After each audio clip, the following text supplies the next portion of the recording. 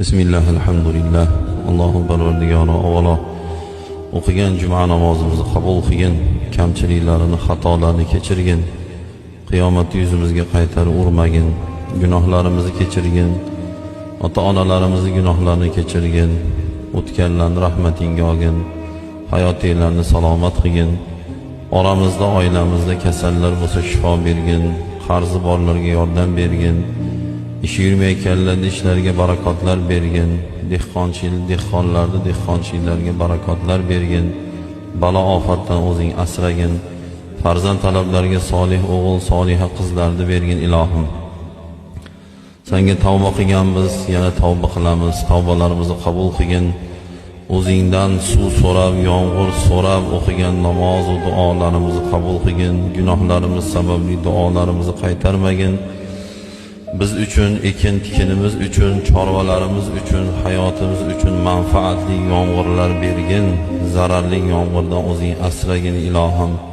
Gunohlarimiz sababli bizni balolantirmagin ilohim. O'zing mehribonsan, o'zing mushfiqsan, o'zing rizq beruvchisan.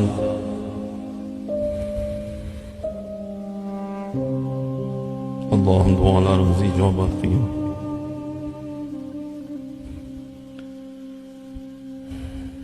O'zing rahim qilgin ilohim.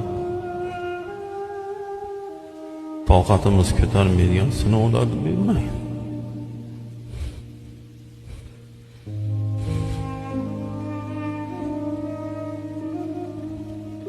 Sen bermasang beruvchi yo'q Allohim. O'zing rahim qilgin ilohim. Senga muhtojmiz.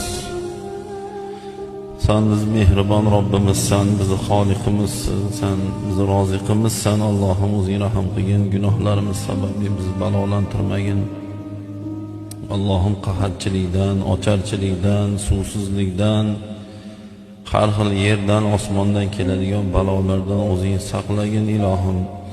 O'zing adashtirmagin, senga doim tavba qilamiz, tavbalarimizni qabul qilgin.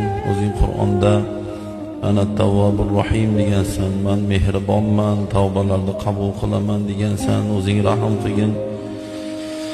O'zing tavbalarimizni qabul qilgin ilohim. Yurtimizni tinch qilgin, osuda qilgin, ofatlardan o'zing asragin ilohim.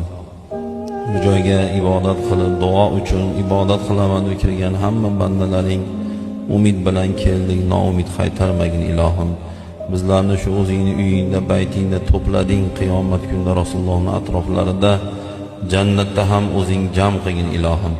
Allohumma salli va sallim va barik ala nabiyyina Muhammadin va ala alihi